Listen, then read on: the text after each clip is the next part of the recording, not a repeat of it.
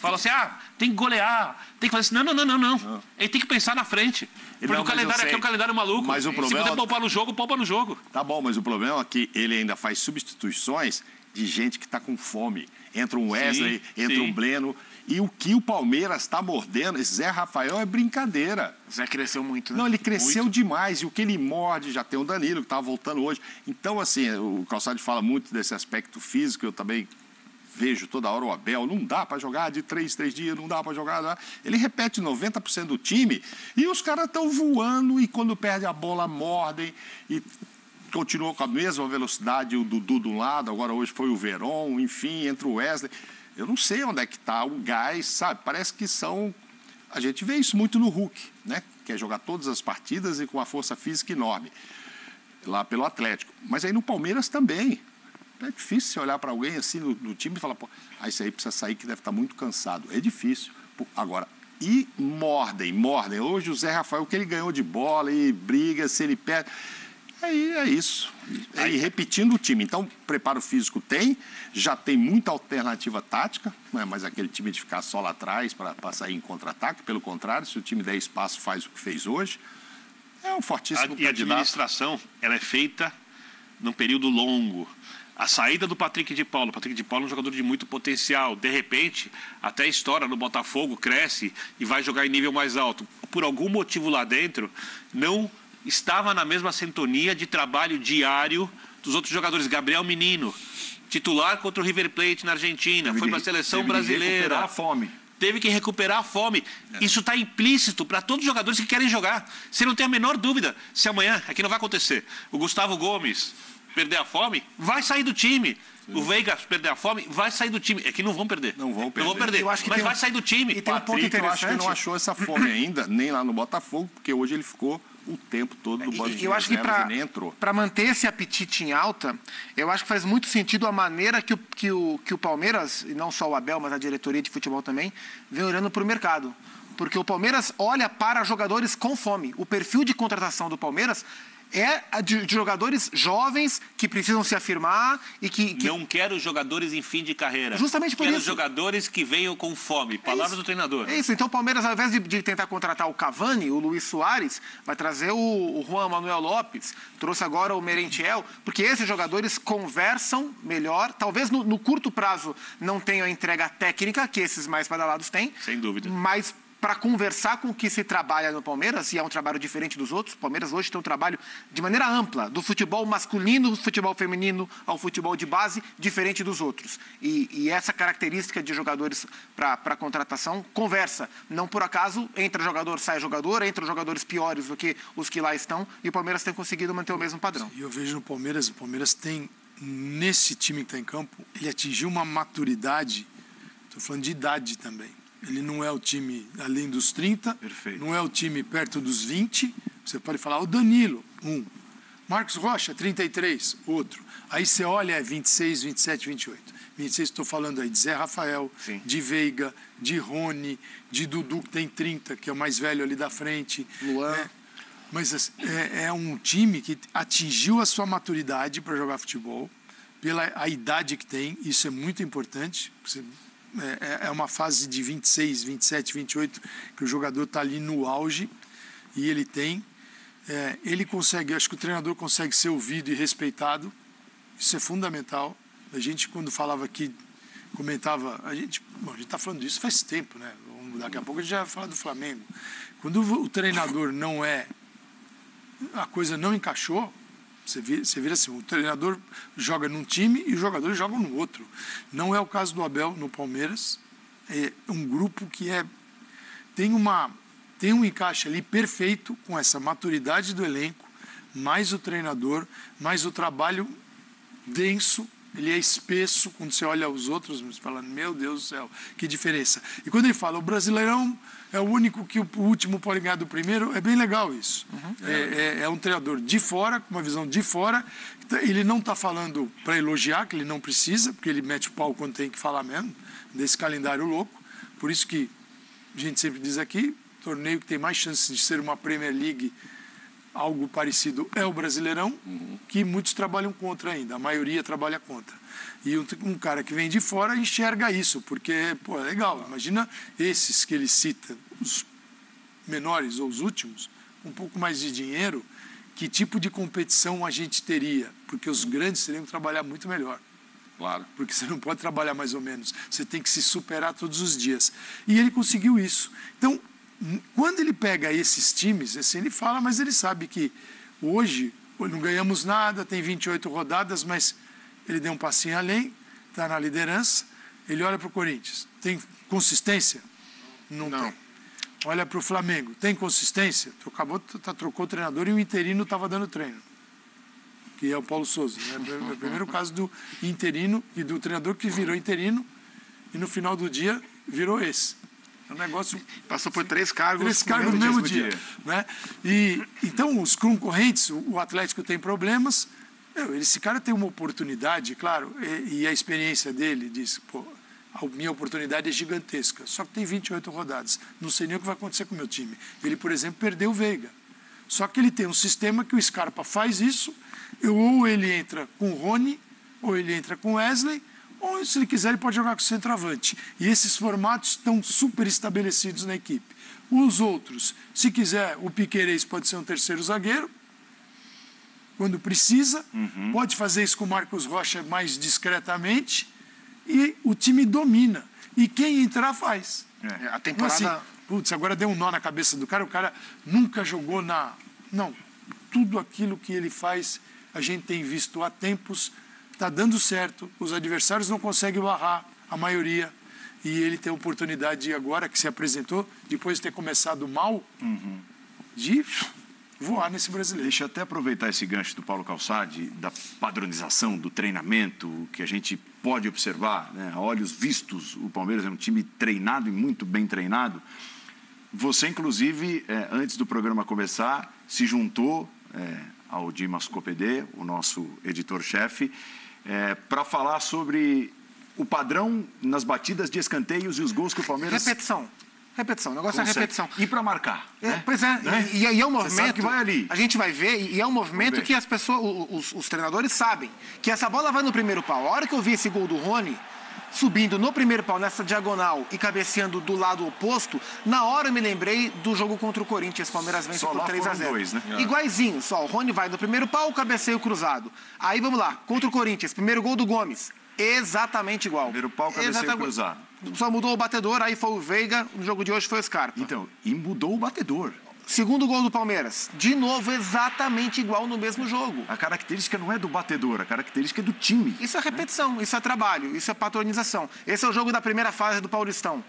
E exatamente igual o cabeceio, é que o Cássio defende e na sobra o Danilo faz, né? E foi o Rony também que cabeceou no primeiro pau, exatamente igual, cabeceio cruzado, o Cássio pega. Então isso é repetição de movimento, isso é trabalho, né? E isso só o tempo oferece, né? Então o Palmeiras hoje tem repertório por cima, repertório por baixo, a bola aérea defensiva é muito forte, a bola aérea ofensiva é muito forte. O Palmeiras não tem os melhores jogadores do país, o Palmeiras não tem um time espetacular, mas o Palmeiras tem um trabalho. E em um país onde ninguém tem trabalho, porque não se permite que tenha trabalho, quem tem trabalho está muito na frente. É óbvio que é muito cedo, o próprio Abel falou com toda a propriedade, eu concordo com ele, para a gente ter qualquer tipo de definição. Né? O Palmeiras não tem o melhor elenco do país, inclusive, estou tentando lembrar o nome do colunista, ali no Record, o português, a coluna era sobre o Flamengo, ele dizia que o que o Abel Ferreira faz, eu até discordo do colunista, é um milagre aqui. Eu acho que ele fala que tratava o elenco do Palmeiras como um elenco mediano. Eu discordo. O Palmeiras tem um bom elenco. Ele está tratando dos nomes que ele conhece. É isso. Versus os nomes que ele desconhece. Tinha mais alguns equívocos ali também no texto. Mas tudo bem. O elenco do Flamengo é um elenco que você olha individualmente, você vê mais talento, né? Agora, eu não consigo imaginar, se não houver nenhuma mudança de cenário, de grande evolução do Flamengo, grande evolução do Palmeiras ou grande evolução do Corinthians, algum time para brigar pelo Palmeiras Do Atlético, você quis dizer. Do Atlético. Para brigar com o Palmeiras pelo título Talvez de campeão. os efeitos que as fases decisivas temporada de Copa do Brasil, Libertadores e Sul-Americana podem trazer na temporada. É o que pode misturar um pouco o cenário. Tá? Para todos, né? Tá. Os efeitos para todos. A bagunça que vai cair. Alguém vai ficar daqui a pouco só com um ano. Você não viu todos os episódios de Friends, mas mesmo assim bate palminha na abertura? Você já é fã. Agora... Competição só. Já vamos ter aí nesses clássicos. É porque o outro time alguém vai ficar fora e vai ter meio de semana para treinar. O outro time que eu adoro ver jogar, que eu acho muito bem treinado, é o Fortaleza. Mas o Fortaleza não pode brigar por esse título. É, né? hoje esse papo de elencos eu já acho que ele caiu. O elenco do Flamengo já Flamengo, mais Atlético, desequilibrado. Caiu. Então. Primeiro o Palmeiras tem um elenco que rende mais que os outros. Ou Mas não? é mais curto, numericamente falando. Mas aí você tem outros que o tempo passou, assim, a visão sobre o Atlético é do ano passado e a visão do Flamengo é de 2019. Mais envelhecida ainda. Vamos ver agora com o Dorival. Mas Everton Ribeiro, Bruno Henrique, estão jogando. Você tá Arrascaeta e Gabigol. Eu estou segurando para não falar do Flamengo, eu tenho bastante para falar depois, que é pauta, então, tá? Mas para cruzar com o Palmeiras, Felipe Luiz, Davi Luiz, são grandes nomes. Então, Mas rendimento e grandes nomes são... Nem sempre o grande nome está apresentando rendimento. Calçade, perfeito. Né? Mas já que você entrou um pouco no tema, desculpa. Mas é o Palmeiras o osso. O meu ponto é o Palmeiras, que é. O Palmeiras sempre foi o terceirão nessa história. Pega esse o Flamengo atrás Palmeiras. Imagina. Flamengo atrás Palmeiras. Peraí, mas o Atlético, o Atlético negociou jogadores. Perdeu jogadores. Tem vários contundidos. Tem jogador, por exemplo, o Nacho. Ele não aguenta esse ritmo. Concordo. Ele tinha lá o Godin que não colaborava, que foi uma escolha ruim. Perdeu jogadores importantes, Savarino, por exemplo. Savarino, cara, aí o Vargas contundido, jogadores que não rendem. Ontem você olha o Hulk também não dá para tirar todo o jogo, 2, 3 coelhos aí da cartola. Fala, de onde o Hulk tirou esse gol? Não é sempre. Então eu vejo hoje essa conversa em função dos adversários, que isso muda. E acho até que o Palmeiras ali, está acima deles. No mundo hipotético que não existe, se esses jogadores do Palmeiras nunca tivessem atuado juntos, e os do Flamengo também nunca tivessem atuado juntos, mas são 2 grupos de jogadores que foram contratados hoje.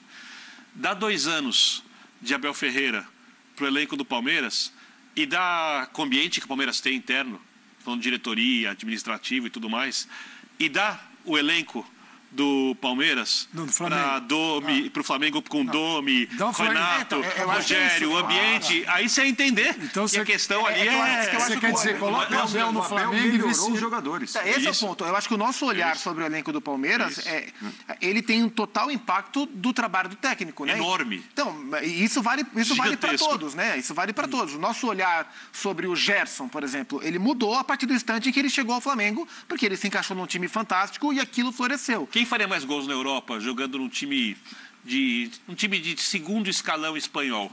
O Gabigol ou o Rony? Não, o Gabigol é muito mais jogador que o Rony, é isso. Agora, você quer... Falamos do Zé Rafael, por exemplo, agora. A gente vai falar disso depois. Se eu for um dirigente do Flamengo, até se o Flamengo conseguisse recuperar, ganhar Libertadores e ganhar tudo esse ano, eu mexo em 80% do elenco no final da temporada. Mas esse assunto para depois. Eu acho que esse é o ponto importante e eu acho que a maneira, o fato de o Palmeiras ter um trabalho, e eu acho que poucos times têm um trabalho, o Palmeiras tem um trabalho, faz com que todos os jogadores evoluam. Então a avaliação sobre o elenco, ela muda. O Mauro acabou de citar o Zé Rafael. O Zé Rafael era um jogador. Hoje você olha para o Zé Rafael, eu acho o Zé Rafael hoje, por exemplo, muito mais jogador do que o Andréas Pereira. Agora, quem tem mais talento com a bola no pé? O Andréas Pereira. Só que eles são fruto do ambiente onde estão inseridos. E talento não é tudo no futebol. E isso muda toda a visão. Concordo. Né? Acho que essa reformulação no Flamengo já ia acontecer lá atrás, mas aí ganhou o Campeonato Brasileiro. E aí seguraram. O campeonato com o Rogério, apesar do Rogério, porque a ideia da direção, e eu tive a oportunidade de conversar com um deles, e se arrependeram muito de já não dar essa mexida. Em 2020. Que já tinha passado todo, ainda não tinha chegado ao técnico, estava no Rogério. Mas já se viu assim, que uns já estavam para envelhecer mesmo, o Bruno, o Henrique, o Everton. Outros já não estavam com tanta fome por tudo que ganharam em 19, então a ideia era mesmo já dar essa mexida. Ganhou o brasileiro e tal, vamos tirar o Rogério, vamos deixar o Rogério mais um pouco e tal, e não fizeram. Aí se arrependeram. Acho até que o Paulo Souza veio um pouco com essa ideia passada pela própria diretoria. Vamos mexer aqui, porque isso aqui mas agora talvez volte tudo atrás. Aí agora vai voltar tudo atrás. E era como eu queria só lembrar, só fazer o parênteses, que vai sobrar tempo, eu estou falando dos cruzamentos de Copa do Brasil e tal, porque... Atlético e Flamengo. Alguém vai ter tempo para treinar na Libertadores, se tudo der certo, nas quartas de final, Palmeiras e Galo. Então, quem cair, amigo, o outro vai ter tempo. Então, assim, se o Palmeiras não tiver disparado um número X de pontos... Pode acontecer até de um ter muito tempo. Um pode ter tudo errado, né? Todo tempo, cair nas duas, o que é um mau sinal, né, na verdade. Você falou de um time, isso é legal. A gente está falando de um time que ele foi montado para aquele momento, que está cheio de futebol brasileiro, monta elencos para aquele campeonato, não pensando no futuro. E ao contrário do que a gente acabou de comparar, que amadurece, desde que chegou o Abel, ele só amadurece. Vai chegar um momento que vai ter que trocar. E ele começa a contratar jogadores mais jovens para ver se consegue fazer isso. Mas vai chegar um momento que, dependendo do nível das contratações, talvez o Palmeiras tenha uma ruptura desse trabalho que tenha que ser um recomeço mesmo. Sim. O ideal é você vai fazendo a manutenção, vai trocando. Mas ele conseguiu, né? Porque Felipe Melo, William Bigode, jogadores que é importante. E foi feito de maneira silenciosa, sem nenhum impacto. Não vai rolar, não vai dar. Verdade, bem observado. O Palmeiras passou por isso já, né, numa leva de 4, 5 dispensas de caras icônicos. E quando o ambiente o jogador não ajudava o ambiente, ele naturalmente aceita vender. E o Patrick que saiu do Palmeiras porque era banco, voltou hoje para o Allianz sendo mas banco. Isso não é só o técnico. No caso do Palmeiras é a estrutura. É de cima para baixo. Acho que hoje a presidente Leila, acho que ela dá sequência, mas isso é da gestão Gagliotti para baixo. E especialmente no trabalho do Anderson Barros também. Então acho que a estrutura favorece e o Abel ele faz parte. Ele pensa igual a essa estrutura. A gente começa